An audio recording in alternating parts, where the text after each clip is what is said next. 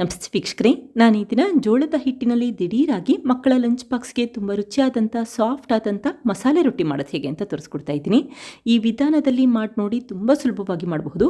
ಹಾಗೆ ರೊಟ್ಟಿ ಅಂತೂ ತುಂಬಾ ಸಾಫ್ಟಾಗಿರುತ್ತೆ. ಹಾಗೆ ನಿಮಗೆ ಈ ವಿಡಿಯೋ ಇಷ್ಟ ಆದರೆ ಪ್ಲೀಸ್ ವಿಡಿಯೋನ ಲೈಕ್ ಮಾಡಿ ಮತ್ತು ಚಾನಲ್ಗೆ ಸಬ್ಸ್ಕ್ರೈಬ್ ಮಾಡಿ. ಈಗ ಮಕ್ಕಳ ಲಂಚ್ ಬಾಕ್ಸ್ಗೆ ಜೋಳದ ಹಿಟ್ಟಿನಲ್ಲಿ ಮಸಾಲೆ ರೊಟ್ಟಿ ಮಾಡೋದು ಹೇಗೆ ಅಂತ ನೋಡ್ಕೊಳ್ಳೋಣ ಬನ್ನಿ. ಮೊದಲು 2 ದಪ್ಪ ಈರುಳ್ಳಿನ ಸಣ್ಣದಾಗಿ ಹೆಚ್ಚಿ ಹಾಕಿದರೆ 2 ಹಸಿರು ಮೆಣಸಿನ್ಕಾಯಿನ ಸಣ್ಣದಾಗಿ ಹೆಚ್ಚಿ ಹಾಕ್ಕೊಂಡಿದ್ದೀನಿ. ನಂತರ 1 ಟೇಬಲ್ ಸ್ಪೂನಷ್ಟು ಕರಿಬೇವಿನ ಸೊಪ್ಪು, 3 ಟೇಬಲ್ ಸ್ಪೂನಷ್ಟು ಕೊತ್ತಂಬರಿ ಸೊಪ್ಪು, 4 ಟೇಬಲ್ ಸ್ಪೂನಷ್ಟು ಹಸಿ ತೆಂಗಿನಕಾಯಿ ತುರಿ ಹಾಕ್ಕೊಂಡಿದ್ದೀನಿ.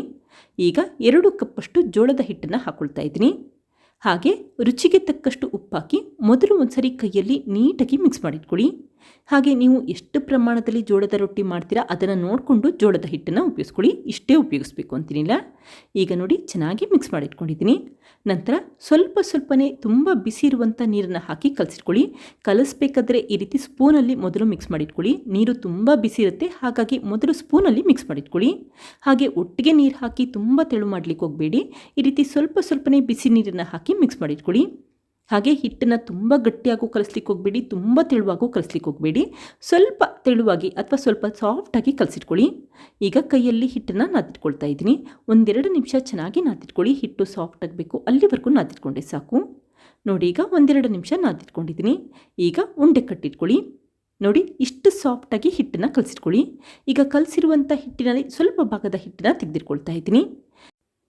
ನಂತರ ಒಂದು ಬೇಕಿಂಗ್ ಪೇಪರ್ಗೆ ಸ್ವಲ್ಪ ಎಣ್ಣೆ ಹಾಕಿ ಸ್ಪ್ರೆಡ್ ಮಾಡ್ಕೊಳ್ತಾ ಇದ್ದೀನಿ. ಬೇಕಿಂಗ್ ಪೇಪರ್ ಇದ್ದರೆ ಉಪಯೋಗಿಸಿ, ಇಲ್ಲ ಅಂತಂದರೆ ಬಾಳೆ ಎಲೆ ಉಪಯೋಗಿಸಬಹುದು ಅಥವಾ ಬಿಳಿಯಾದ ಬಟ್ಟೆ ಕೂಡ ಉಪಯೋಗಿಸಬಹುದು. ಈಗ ಕಲಸಿರುವಂಥ ಹಿಟ್ಟನ್ನು ಇಟ್ಟು ಈ ರೀತಿ ಬಿಗಿಯಾಗಿ ಪ್ರೆಸ್ ಮಾಡ್ಕೊಳ್ತಾ ಇದ್ದೀನಿ. ಹಾಗೆ ಹಿಟ್ಟನ್ನು ಕಲಿಸ್ಬೇಕಾದ್ರೆ ನೀವು ತರಕಾರಿಗಳನ್ನೂ ಕೂಡ ಉಪಯೋಗಿಸಬಹುದು. ತುರಿದಿರುವಂಥ ಕ್ಯಾರೆಟ್ ಹಾಕಬಹುದು ಅಥವಾ ಸಣ್ಣದಾಗಿ ಹೆಚ್ಚಿರುವಂಥ ಕ್ಯಾಪ್ಸಿಕಮ್ ಕೂಡ ಉಪಯೋಗಿಸಬಹುದು. ಮನೆಯಲ್ಲಿ ಯಾವ ರೀತಿ ತರಕಾರಿ ಇರುತ್ತೆ ಅದನ್ನೆಲ್ಲ ಉಪಯೋಗಿಸ್ಕೊಳ್ಳಿ. ನಾನಿಲ್ಲಿ ಆದಷ್ಟು ಕಡಿಮೆ ಸಾಮಗ್ರಿಗಳಲ್ಲಿ ಸಿಂಪಲ್ಲಾಗಿ ರೊಟ್ಟಿ ಮಾಡೋದು ಹೇಗೆ ಅಂತ ತೋರಿಸ್ಕೊಟ್ಟಿದ್ದೀನಿ. ನೋಡಿ, ಎಷ್ಟು ತೆಳುವಾಗಿ ತಟ್ಟಿಟ್ಕೊಂಡಿದ್ದೀನಿ. ಈಗ ತವಾಗೆ ಸ್ವಲ್ಪ ಎಣ್ಣೆ ಹಾಕಿ ಸ್ಪ್ರೆಡ್ ಮಾಡ್ಕೊಳ್ತಾ ಇದ್ದೀನಿ. ನಂತರ ತವಾ ಚೆನ್ನಾಗಿ ಬಿಸಿಯಾದ ನಂತರ ಈ ಮಾಡಿಟ್ಟಂಥ ರೊಟ್ಟಿ ಹಾಕ್ಕೊಳ್ತಾ ಇದ್ದೀನಿ. ಈ ರೀತಿ ಲೈಟಾಗಿ ಪ್ರೆಸ್ ಮಾಡಿಕೊಂಡು ನಿಧಾನಕ್ಕೆ ಬೇಕಿಂಗ್ ಪೇಪರ್ನ ತೆಗೆದಿಟ್ಕೊಳ್ಳಿ. ಈಗ ಲಿಡ್ ಕ್ಲೋಸ್ ಮಾಡಿ 1-1/2 ನಿಮಿಷ ಉರಿನ ಮೀಡಿಯಂ ಫ್ಲೇಮ್ಗಿನ ಸ್ವಲ್ಪ ಜಾಸ್ತಿ ಇಟ್ಕೊಂಡು ಬೇಲಿಕ್ಕಿಟ್ಟಿದ್ದೀನಿ. ನೋಡಿ, ಈಗ 1/2 ನಿಮಿಷ ಆಗಿದೆ. ರೊಟ್ಟಿ ಮೇಲ್ಭಾಗ ಈ ರೀತಿ ಡ್ರೈ ಆದ ನಂತರ ಇನ್ನೊಂದು ಸೈಡ್ ಟರ್ನ್ ಮಾಡಿಟ್ಕೊಳ್ಳಿ. ಯಾವಾಗ 2 ಬದಿ ಚೆನ್ನಾಗಿ ಬೆಂದಿರುತ್ತೆ ಮತ್ತು ರೊಟ್ಟಿ ಸುತ್ತ ಕೂಡ ಚೆನ್ನಾಗಿ ಬೆಂದಿರುತ್ತೆ ಅವಾಗ ತಕ್ಷಣವೇ ಹೊರಗಡೆ ಎತ್ತಿಟ್ಕೊಳ್ಳಿ. ನೋಡಿ, ಸಾಫ್ಟ್ ಆದ ಜೋಳದ ಮಸಾಲೆ ರೊಟ್ಟಿ ರೆಡಿಯಾಗಿದೆ. ಇದೇ ರೀತಿ ಮತ್ತೊಂದು ರೊಟ್ಟಿ ಮಾಡೋದು ಹೇಗೆ ಅಂತ ತೋರಿಸ್ಕೊಡ್ತಾ ಇದ್ದೀನಿ. ನೀವಿಲ್ಲಿ ಎಣ್ಣೆ ಉಪಯೋಗಿಸಲ್ಲ ಅಂತಂದರೆ ಹಾಗೆ ಕೂಡ ಈ ರೊಟ್ಟಿಗಳನ್ನ ಮಾಡ್ಕೋಬಹುದು. ಅವಾಗ ಏನು ಮಾಡಿ ಅಂತಂದರೆ ಜೋಳದ ಹುಡಿನ ಉದುರಿಸ್ಕೊಂಡು ಕೈಯಲ್ಲಿ ತಟ್ಟಿಟ್ಕೊಳ್ಳಿ. ಆವಾಗ ಕೂಡ ಈ ಮಸಾಲೆ ರೊಟ್ಟಿ ತುಂಬಾ ಚೆನ್ನಾಗಿ ಬರುತ್ತೆ. ಹಾಗೆ ನಿಮ್ಗೇನಾದರೂ ಜೋಳದ ರೊಟ್ಟಿನ ಕೈಯಲ್ಲಿ ಬಡಿಲಿಕ್ಕೆ ಅಥವಾ ತಟ್ಟಲಿಕ್ಕೆ ಕಷ್ಟ ಆಗುತ್ತೆ ಅನಿಸಿದ್ರೆ ಈ ರೀತಿ ಬೇಕಿಂಗ್ ಪೇಪರ್ ಅಥವಾ ಬಾಳೆ ಎಲೆ ಉಪಯೋಗಿಸ್ಕೊಳ್ಳಿ. ತುಂಬ ಸುಲಭವಾಗಿ ರೊಟ್ಟಿನ ತಟ್ಟಬಹುದು ಮತ್ತು ತೆಳುವಾಗೂ ಕೂಡ ರೊಟ್ಟಿ ಇರುತ್ತೆ. ಈಗ ನಿಧಾನಕ್ಕೆ ಬೇಕಿಂಗ್ ಪೇಪರ್ನ ತೆಗೆದಿಟ್ಕೊಂಡು ಲಿಡ್ ಕ್ಲೋಸ್ ಮಾಡಿ 1-1/2 ನಿಮಿಷ ಬೇಲಿಕ್ಕಿಟ್ಟಿದ್ದೀನಿ.